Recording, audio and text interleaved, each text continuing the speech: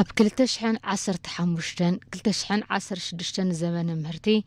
أب أوان كرامات 15 مليون كونتال مهرتي كركب تلميحيزو أبت أوان بزقات أمدركي أوانو زي حلو الزناب زبناوي دقعي بأوانو زي مركاب انت تحيزو وحد فريات كمسترخب زقلز بيرو حرشاكل التقري أوان كرامات تسأنا فريات نمكححاس أبسرحت مسنو تأمتهيبو يسرح كمزلو قاليت يوم منا أسيون بسفحات أبسرحت لمعات مسنو ينطفو كمزلو تحبير يوم زندرو بزنا ብቻ አይደለም በመስኖ ማልማት አለብን ብለን የመጀመሪያ ምዕራፍ በመናይበት ጊዜ የተለየ የመስኖ ስራ ነው ያካሄድነው አብዛ ዓመት ብዝናብ ጥራሕ ዘይኾንስ በመስኖ ውን ክንልምዕ ኣለና በመባል ኣብ ፈላማይ ምዕራፍ ዝወግና ዮም ስራሕቲ እንትንርኢ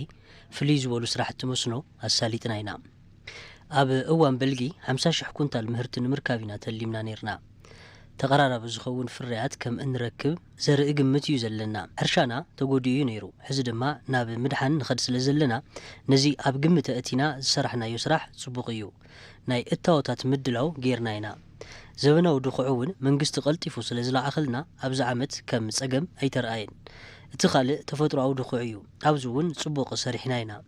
እቲ ዝዓበየ ስራሕና ዝወገናዮ ኣብ ተፈጥሮኣዊ ድኹዕ ወይ ከዓ ኮምፖስት እውን ተረባሪብና ኢና ኣብዚ ዓመት ከም ፀገም ዝረአናዮ ሕፅረት ዘርኢ እዩ ሕፅረት ዘርኢ ንክልልና ፈታኒ ምዃኑ ኢና ሪና ዘለና ኣፍትና መስኖ ያው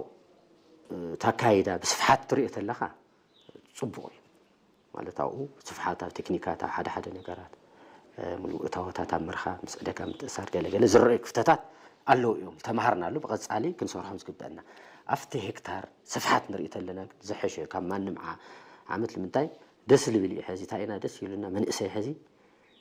ላፍቱ መስኖ ኣትዩሎ በቃ ትሕድ ደሞ ናኹዓተ ማይ መማረጽ ትበሃል ነገር ዋላ ኣብዚ ታይና ዓዊ ነገር ዘረአና ያው ልኾነ ቦታ ኸይድናስ ዋላ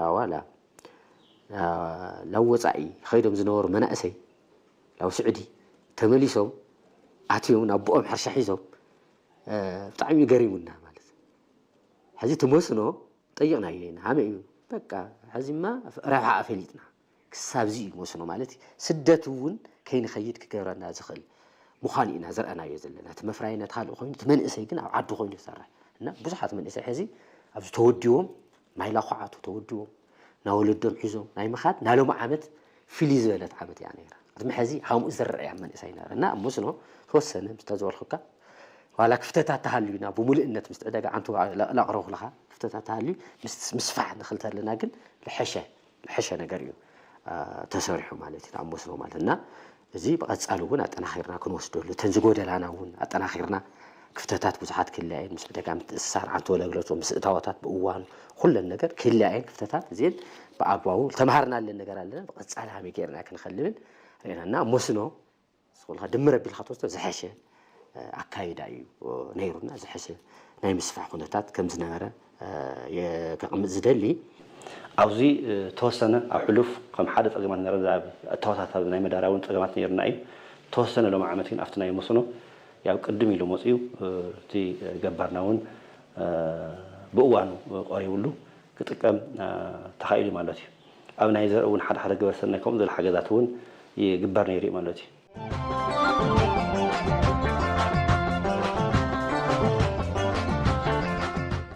ኣብ ዞባ ምብራቕ ትግራይ እትርከብ ወረዳ ኸልተ ኣውላዕሎ ብስራሕቲ ልምዓት መስኖ ብስፍሓት ካብ ዝፍለጣ ከባብታት ትግራይ ሓንቲ እያ እታ ወረዳ ብሰንኪ ኣብቲ ክልል ዝተኻየደ ኩናት ድሒሩ እውን ዘጋጠመ ድርቅን ስዒቡ ህዝቢ ኣብ ፀገም ወዲቑ ምፅንሑ ምክትል ኣመሓዳርን ሓላፊ ዘፈር ቁጠባ ወረዳ ክልተ ኣውላዕሎ ኣይተ ሃይላይ ገብረ ገሊፆም እዮም ኣብዚ እዋን ብዘሎ ሃዋሁ ሰላም ድማ እታ ወረዳ ናብ ስራሕቲ ዳግመ ምሕዋይ ኣትያ ከም ዘላ እውን ሓቢሮም እዮም ልምዓት መስኖ ሓደ ካብቶም ስራሕቲ ዳግመ ሕውየት ተገይሩ ጠመተ ተገይሩሉ ይስራሕ ከም ዘሎ እውን ተዛሪቦም ትግራይ ፍልይ ከዓ ዝኸባቢና ወረዳ ክልተ ኣውላዕሎ ንዝሓለፉ 2 ዓመታት ኣብ ኩናት ድሕሪ እቲ ኩናት እውን ኣብ ድርቂ እውን ገጢምና ዝና ኣብ ሰፊሕ ዝኾነ ፀገማት ወዲቑ ምንባሩ ይፍለጥ እዩ ይኹን ዳ እምበር በቲ ተገበረ ናይ ሰላም ስምምዕነት ስዒቡ እቲ ናይ ሰላም ሃዋህው እውን ምስ መፀ ናይ ዳግም ሕውየት ስራሕቲ ክዳኣቱና እንቅስቃስ ጌርና ማለት እዩ ካብቶም ናይ ዳግም ሕውየት ስራሕትታት ክንኣቱ ናይ ቁጥሪ ሓደ ከም ፕላን እውን ሒዝና ዝኣቱና እንታይ ናይ ልምዓት መስኖ ምስፍሕፋሕ ዝምልከት እዩ ማለት እዩ ከም ክልተ ውላዕሎ ኣብ ዝሓለፈ ናብ 2788 ሄክታር ፖቴንሻል ብመስኖ ክለምዕ ዝኽእል ፖቴንሻል ኣለና እዩ ሎም ዓመት ያው ኣብቲ ክረምቲ ድርቂ ስለ ዝነበረ ኣብቶም ሩባታት እውን ሕፅረት ማይ ገጢሙ ነይሩ ይኹን ዳ እምበር ግን እቲ ገባር ብፍላይ ከዓ መንእሰይ እናተወደበ ቀልጢፉ ናብ መስኖ ከኣቱ ኣብ ዝበዝሕ ከባቢታት እውን ክልተ ግዜ ዘልብዕሉ መንገዲ እዩ ተፈጢሩ ነይሩ ሎም ዓመት ከዓ ብዝተፈላለየ መንገዲ ያው ኣብ መስኖ ማእኸል ገይሩ ዝተፈላለየ ዞም ዝፈረሱ ትሕቲ ስራሕቲ ስትራክቸራት ያው ብመንግስቲ ይሕገዝ ነይሩ እዩ ግን ጠቕላላ ምስ ዝኒሄ በጀት ከምኡ ዘለ ሓገዝ ካብ ላዕሊ የለን ግድማት ሓገዝ የለን ኢሉ ትመንሰይና ስኸ ይበለን ከም መማረፅ እንታይ እዩ ኣብቲ ሕጥረት ማይ ዘጋጠመሉ እውን እቲ ዓቕሚ ዘሎ መንእሰይ እናተወፈረ ናይ ሓባር ዒላ ኳዕቲ እውን ኣካይዱ ማለት እዩ በዚ መሰረት እዚ ብዝገበርናዮ መፅናዕቲ ዳርጋ ኩለን ጣይታትና ክበሃል ዝኽእል ልዕሊ 14 ሚልዮን ቅርሺ ኣዋፂቲ መንእሰይ ካብ 200 ናይ ሓባር ዒላ ይኹዒቱ ማለት እዩ እዚ እቲ ዘሎ ብፍላይ ካብ ቀዳማይ ዙር ፅቡቅ ሽንጉርቲ ኣልሚዖም ካብተን ዝረኸቦን ከምኡ ገይሮም ያው ዝሰርሕሉ መንገዲ እዩ ተፈጢሩ ገሊአን ሩባታት ምስ ደረቐ ኣብቲ ውሽጢ ሩባ እውን ከምኡ ገይሮም ብኤክስካቫተር እናኳዓቱ ካብ 5 እስካብ 2 ሜትሮ ዝኣክል እናኳዓቱ እዮም ናፍቲ ብስፍሓት ናብቲ ናይ መስኖ ስራሕቲ ከኣቱ ክኢሎም ማለት እዩ በዚ መሰረት እዚ እውን ያው ኣብቲ ከባቢና ዝነበረ ናይ ዕዳጋ ምርግጋዕ ፅቡቅ ሓገዝ እዩ ነይሩ ማለት እዩ ብስራሕቲ መስኖ ስሉጥ ተግባራት ትውግን ዘላ ኣብ ወረዳ ክልተ ኣውላዕሎ እትርከብ ጣብያ ገንፈል ኣብዚ እዋን ልዕሊ 533 ሄክታር መሬት ብመስኖ ዝተፈላለዩ ልምዓታት ይሳለጠላ ዘሎ ጣብያ እያ ኣብታ ጣብያ ቅድም ኢሉ ንስራሕቲ መስኖ ይውዕል ዝነበረ ግድብ ብሰንኪ ድርቂ ብምድራቑ መናእሰይ እቲ ከባቢ ዝተፈላለዩ ሜላታት ብምጥቃም ዒላታት ብምኹዓት ስራሕቲ ልምዓት መስኖ የሳልጡ ከም ዘለው ክኢላ መስኖ እታ ጣብያ ትርሓስ ፍስሓ ይገልጻ እቶም መናእሰይ ንእሽተይ መበገስ ዘለዎ መናእሰይ ግን ባዓልቶም ብኤክስካቫተር ዒላታት እናፈሓሩ እዮም ጥቆም ዘለው ማለት ተዓቕሙ ዘይብሉ ሓረስታይ ግን ልዕሊ 6 ገሌ ሄክታር ክፍቲ እኒሄ ዘይለምዕለን ማለት እዩ እቶም ህዚ ከመኢሎም ኣትዮም ናብ ዝመስኖ ዝብል ግን በቃ መበገስ ስራሕ ስእነት ስለ ዘለዎ መንእሰይ ተማሂሩ ይኹን ገለ ይኹን ስለ ዘይቆፀር ዘሎ ዘለዎ መማረፂ ናብ መስኖ ኢሉ ኣተሎ ማለት ተን ዘለዎ ኣሃፍቲ ኣጣራቒሙ ናብ መስኖ ከመይ ይኣቱ ወይ ከዓ ከመይ ጥቕሚ ኣለዎ ብጣዕሚ ተረዲእዎ እቲ መንእሰይ ማለት እዩ ሎም ዓመት እውን ንሓንቲ ጉድጓድ ልዕሊ 50,000 እናፈሓረ እዩ ዝጥቀም ዘሎ ማለት እዩ እና እዚ መንእሰይ እዚ ብጣዕሚ ዝድነቕ እዩ ማለት እዩ ማለት ሓጋዝ ተዝህልዮ ነይሩ ወይ ከዓ እቲ ግዜ እውን ጥዕታ ዝኸውን ነይሩ ዝመንእሰይ እዚ ብጣዕሚ ኣፕሪሼት ይልግበር ትመንእሰይ እዚ ማለት እዩ ኣብታ ጣብያ ዝርከቡ ብርክት ዝበሉ መናእሰይ ኣብ ስራሕቲ ልምዓት መስኖ ብምውፋር ናብርኦም ይመርሑ ከም ዘለው ይዛረቡ ኣብዚ ዘሎ ልምዓት መንእሰይ ከዓ ብጣዕሚ ብዙሕ እዩ ሕዚ ከም ቀደም ኣይኮነን ሕዚ ብጣዕሚ ብዙሕ መንእሰይ ኣሎ መዓልታዊ ዝሰርሕም ወርሓዊ ዝሰርሕም በዓል ዝስራሕም ብዙሕ እዩ ሕዚ ብጣዕሚ ብዙሕ ሰብ ዝንቀሳቐስ ዘሎ ብጣዕሚ ደስ በሃሊ እዩ ኣብቲ ማይ ሕፅረትን ኣብቲ ነዳዲ ሕፅረትን ኣብቲ ዕዳጋም ከም ትሪኦ ዘለካ ኮይኑ እምበር ካሊእ ሓሪፍ እዩ እሱ ብፀጋ ኢና ንቕበሎ ምክንያቱ ሎሚ ዓመት ጠለፋት ዝጠፍሓ እምበይ ያው ንሕና ተረባሕቲ ኢና ብዙሕ ረብሓ ኣለና ብጣፍ ነእቲ ማሽላ ነእቲ ኮታስ የተቀየርናይ ከምዚ ሳእስእልና ገጠመ በብዓመትኡ ማይ ክጠፍእ ተሎ ተመሊስካ ላብ ለይተደለየ ሞተር ምግዛእ ሞተር ይንፈልጥ እዩ ነርና ሎም ዓመት ክንደይ ሞተር ኣትየን ኣለዋ ዛ ቁሸት እዚአን ናለቕሕ እየን ናጋ ንግሆ ትፍቶ ይልልና ኣምላክ ትፈው ዝበሎ ያው ተረባሕቲ ኢና ማለት እና ሰብ ተስፋ ኢና ክንዓቢ ምዃንና ሰብ ተስፋ ኢና እዚኣ ግን ረብሻትና ያለላ እሳተ ተፀሪጋ እዛ ዓዲ እዚ ኩሉ ዓባያ እዩ እዚኣ ተዘይተፀሪጋ ግን እዛ ትሪእዋ ኣለኹም እያ ካብ ዑዳ ናብ ዑዳ ኢና ኒና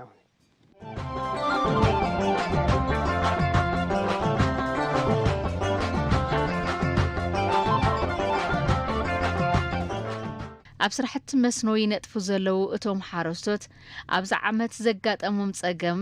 ንምፍታሕ ዝምልከቱ ኣካል ሓገዝ ክገብረሎም ሓቲቶም እዮም ኣብ ምትእሳር ዕዳጋ ዘሎ ፀገም ግዜ ዘይህብ ምዃኑ እውን ብምሕባር ዝምህርቲ እዚ ጽቡቕ ነይሩ ግን ከም ሎማ ዓመት ንሕና ተበዲልና ኢና ቡድላት ኢና እዛ ጠለፋ እዚኣ ብምጥፋኣ ዝነእትዎ ህዝስ ላ ወፃኢ ተለቂሕና ዘውፃና የንዒላታት ነዋ ይኸው እንተ ኹዒተን ነዋ ትርእይውን ለهم ኳዕት እዚአን ተለቂሕና ኢና ኹዒትናየን ተምሪትናየን ኔና እውን ያው ዕዳጋ ተይውና እዩ ተዘይህውና ከዓ ተመሊሱና በዓል ዕዳኤን ዝኸዳ ዘለዋ ልምዲ ሒዙና ብተለምዶ ግን እስቲኣ ስለ ዝነበረት ብኣመል ኢና ንሰርሖ ኣለና በቃ ተለምዶ ካሊእ ስራሕ ነዋፅኦ ስራሕ የብልናይ ተመሊስና ላኣተን እየን ሎም መዓልቲ ንወድቕ ንለዓል ኣይና ኔና ማለት ከዘው ዝለውፃናዮ ዓይላታት ፍሕርናየን ኔና ላው ጠለፋታት ትስራሕልና ምሕሽ ክሻዕ ክንዲ ዝኽሳራ ለጋጠም የመሰለና ነይሩ መንግስቲ ግን ትገባር ለውፂ መንግስቲ ለክሕግዘና ኣሎ እምበይ ተዚ ባዕለ ውፂ ክኾለ ይኽእል ጠለፋ እዚ ኣብ ጠለፋ እዚ ግን ብጣዕሚ ጉድኣት ቀፅዓት ኒየ ማለት እዩ ምንም መንግስቲ ሲፈልጦ ለደ ይፈልጦ ይክርደና ይኽእል ሪፖርት ይግበር ግዛዕምዛዕ ምንም ፍታሕ ዝመፀ ነገር የለን ከዚ ግን ክፍታሕ መፅት ኮይኑ በቃ እዛ ጠለፋታት ተፀሪጋትና ጥሓያ ህዝቢ ከብል ዝኽእል ካብ እኽሊ ልመና ክወፅእ ዝኽእል ማለት እዩ ካብ እኽሊ ልመና ክወፅእ ዝኽእል እዛ ጠለፋታት ተፀሪጋ ልባዕሉ ተዓዲ ኮይኑ ዝወረዳ ሸፉን ንኻሊእ ዓዲ ዝሽፍን ማለት እዩ ቅድም እኳ ክሻዕ ኣዲስ ኣበባ ክሻዕ ካሊእ ለኦሮምያታት ልኸድ ነይሩ ቃርያ ልወስዱ ነይሮም እዮም ልባዕለይ ማለት እዩ ካብዚኣ መኪና ካብዛ መመና ማዕደንያ ትሪኣ ኣለኻ ኣብኣ መፅኦም ፅዒኖም ይወስዱ ነይሮም እዮም ቃርያታት ማለት እዩ ምሸላ ክሻው ለሕሞራ ሽራ ይኸድ ነይሩ ከዚ ግን ተሳኢኒ ዝማ ሓደ ማይ ሕፅረት ካልኣይ ተሳኢኒ ከዘውዚ ኮሚደረ ክሳራ ለጋጥምና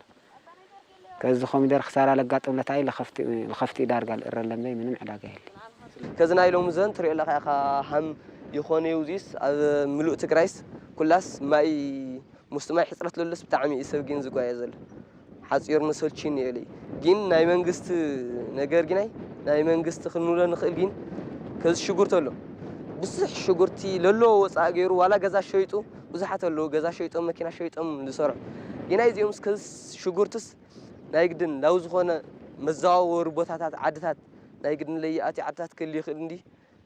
መዘዋወሪ ቦታታት ክገብረሎም ኣሎ ሃምዘይ ውፃዕ እምበር ንምንታይ ስደት ትኸዱ ዓድኹም መልምዑ ከዚ ዚና ለልማዕናስ ትሪኦ ኣለኻ እቲ ኮሚደረስ ዓብዪ ትግራይ ዳሕና እዩ ትሪኦ ኣለኻ ቅርሺ እቲ ዕዳጋ ሃምና ዓመታት ህልስ ፅቡቕ ነይሩ ግናይ ስለ ምንም በቃ ኣብ ትግራይ ውሽጢ ስለ ዝኾነ ግናይ ናብ ወፃኢ ናብ ኣምሓራ ናብ ዓፋር ናብ ካሊእ ከባብታት ስለ ዘይኸይድ ግን ትሪኦ ኣለኻ ወዲቑ እኒአ ማለት እዩ ስለዚ ግናይ ንመንግስቲ ኣነ ዘሕልፎ እንትን ንመልእኽቲ ግናይ በቃ ንምንታይ ኣልምዑ ይብሉ ኣይትሰደቱ ይብሉ ግናይ መሰደት ግን ንሳተ መሰደት ከይስደት ግናይ ምክንያቱ ለሰደተሎ ግናይ ክፈልጦ ኣለዎም እየ ከዝና ቲማቲምስ ንምንታይ ፋብሪካ ዘይስራሕ ይኽእል ልደሊ ንሕና ክምቸና ዕዳጋ ክተኣሳሰርና ዝኽእል ንኣብነት ከም ኮሚደረ ዝበለ ብስርቀት መዓልቲ ክህብ ዘይኽእል መንግስቲ እዚኣ ፍታሕ ተልገብረልና ምስ ዘሎ ዓበይቲ ነጋዶ ኣማፃፂ ኣመቻቺ ክገብረልና ክእል ነይርዎ ማለት እዩ እና ስለዚ ምንም ኮሚደረስ ወዓል ሕደር ዘይብሉ ተኽሊ እዩ ካብቶም ተኽልታት ዝበሃሉስ ኮሚደረ ተኸሻፊ ክትሰርሖ ቆንጆ እዩ ክተብሎ ግን ኣብ ዕዳጋ መፂኻ ቆጭ ምሰልካ በቃ ሞራልካ ትቆርፅ ማለት እዩ ድሕር ከዚ ክሻብ ዳርጋ መሓላ ይብፅሕካ ማለት እዩ ናይ ኮሚደረ ነገር እና መንግስቲ እውን ዝከኣለ ተኸይኑ ዕዳጋ ኣመቻቺ ላው ዘለዎ ዓደት ተኣሳሲሩ ክሰደና ኣሎ ብቅድሚ ከዚ እውን ከምኡ ጀሚሩ ነይሩ ብማሕበራት ላተባሃለ ግን ኣብዛ ውዳባ ተወሰነ ኔልታ ኣማመን ለተወሰነ ለሰኢሉ ትርማን ትርብትል ገብረካ ብኣት ማሕበር ዝሓልሕለካ ናብ ዓለና ግሌ ክሰርሕ ትብል ብድሕሪኡ ኣብዞም ቅድም ንመፅና ነበሩ ነጋዴስ ክሻብ ቅድም ይደውሉና ነይሮም ካብዚ ኩነታት ግን የለውን ሕዚ ኣብዚ ኣጋጢምዎም ዘሎ ፀገም ሓደ ማይ ሕፅረት ብጣዕሚ እዩ እኒአዎም ማለት እዩ ማይ ሕፅረት በቃ ኣብ 2 ሰሙን ሓደ ሰሙን ዝሰቲ ዝነበረ ኣብ ወርሒ እውን እየወፅሐን ዘሎ ብጣዕሚ ቻሌንጅ እዩ እኒአ ማለት እዩ ካብኡ ቀፂሉ መዳበርያ ኣብ ሰዓቱ ኣቕርቦት የለን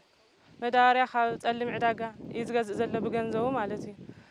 ቀፂሉ እውን መድሓኒት ባዕልቱ ሙቐት ናይ ኣየር ኩነታት ለውጥ እውን ስለ ዘሎ ብጣዕሚ ናይ ሕማማትን በላዕትን ፀገም እኒአ ንሱ እውን ብመንግስቲ ዝቐርብ የለን ማለት እዩ ኮንትሮ እዩ ዘእትዮ እቲ ቅርሺ ካብ መዓንቲ ንመዓንቲ ይውስኽ ብኡ ናብ ወፃኢ ይዳረገሉ እቶም መናእሰይ ማለት እዩ እና ዝምልከት ኣካል ማለት እቲ ግዜ هذه تراجعي ومالتي يكونن جن أفت زلنا يجن كنت حاجة تمال سين دحر حاجزنا يو نازل على درجة خلاص حز خلمان سيني إننا مالتي كأوقاتيلو ندادي هذا عوقتها ندادي بأربعة بحمشة مطريم زمان أسيزيهم ندادي أروتي لين مالتي مهنياتو كيدا مقول وعشرة لتر وثلاثة لتر يوم لوهاو نخندي مطرين لو خنا الملس أكل لين مالتي بتعمي أم تتأجم مني وهذه أنا منقست بزخ لون زمان أسيزيهم تزح حجزهم بحالتي أنا مالتي إذا بزحنا يحطوا على لمع زولا بموتر مايو ስለዚ ሰፊሕ ዝኾነ ናይ ሕፅረት ነዳዲ ገጢምና እዩ ማለት እዩ ብፍላይ ትቅድሚያ እውን እቲ ናይ ሓረስታይ ተመስኖ ዘልምዕ ዘሎ ገባር ቅድሚያ ማውን ፀገማት ዘሎ ማለት እዩ ስለዚ ብፀሊም ዕዳጋ ከምኡ ገይሩ ናብ ዘይድለ ምንግልታዕ ዝኣትወሉ መንገዲ ዋላ በፀሊም ዕዳጋ እውን ኣብ እዋኑ ብዘይ ኣብ ምርካውን ፀገማት ኣሎ ማለት እዩ ስለዚ ሰኣን ማይ ሰኣን ነዳዲ እውን እስካብ ምሕራር ደረጃ ዝበፅሐሉ ኩታት እውን ገጢምና እዩ ስለዚ ሓደ ዓብዪ ፀገም ቅድሚ ሕዚ ዘይነበረ ሎሚ ዓመት ዝገጠመና ፀገም ግን تيناي ندادن كتيو كلاي أمناي كيميكال أقروت تجمعت نيرو مالتي لازم تواجهون بقول كخباريم حزون تي أقروت ناي كيميكال بتزيد لمن جدي ناي زي مخان يوتي سرعة مالتي سالتين توانا لو معنا زقت أنا قدمت أيم فلاي أبدا ناي كلاي 4 عمت جمير تأيم تناي عداقة متساري مالتي خمي دارا 7-8 شو نيرو كلمة عن تلو كل نجار بخباريم تمنا أسينا فلايتي حرسينا ونجازن نيرو ያው ዕዳጋ ግን 5,000 4,000 ወሪዱ ማለት እዩ ስለዚህ ክስካብ ዕዳጋ ኣውፅኡን እስካዕ መጉሕፉን ሕተሉ እዩ ገጢምና ሶት ናይ ዕዳጋ ምትእሳር ሰፊሕ ዝኾነ ፀገም ኣብ ዓመት እዚኡ ገጢምና ሙ በዚ መንገዲ እውን ቁጥሮም ዘይናዓቁ ሓረሱስና ኣብ ክስራት ኣትወሉ መንገዲ እዩ ነይሩ ማለት እዩ እቲ ራብዓይ ፀገም እንታይ ገጢሙ ተን ዓበይቲ ግድባት ኣለዋ ናብዚ ስለዚ ሓደ እቲ ደለል መልአን ያው ብስትማይ ዝነበረውን ቀልጢፈን ደሪቀን አሁን ተልሕ ዝግነው ዓመት ያው ብሰንክት ሕጥረት ማይ ኣብ ክረምቲ ዘይምባሩ ያው ደሪቀን የዝኛው ስለዚ ንሱን ምፅራግውን ያው ተጀመረ ስራሕቲ ነይሩ ግን እቲ በጀት ልዕሊ ዓቕምና ይተወረዳ ልዕሊ ዓቕምና ይተኻወ ስለ ዝኾነ ብዙሕ ናብዚ ጉዳይ እዚ ክንኣቱ ኣይከኣልናን ደሚርካ ትርእ እንተሎ ግን ኣብዚ ናይ መስኖ ሎም ዓመት ልዕሊ 7,800 ዝኣክል ሓረስቶስ ተጠቀምቲ ገይሩ እዩ ግን ድማ ብኡልክዕ እውን ኣብቲ ናይ ዕዳጋ ነፍቲ ዝበልክዎ ናይ ነዳዲ ከዓ ተወሰነ ፀገማት ዝገጠምሉ መንገዲ ነይሩ እዩ እዚ ከዓ ኣብኡ ዝኒሄ ተመክሮውን ፀሚቕና ተን ክፍተት እውን ተን ባዕልና ወድዓውን እውን ተነፂረን ንቐፃሊ ከመይ ጌርና ክነስፍሕ ዝብል እውን ያው ዝሓዝናዮ ፕላናት ኣሎ እሞ ድምር ኣብቲ ናይ መስኖ ያው እዚ ነይሩ ማለት እቲ ምንቅስቃስ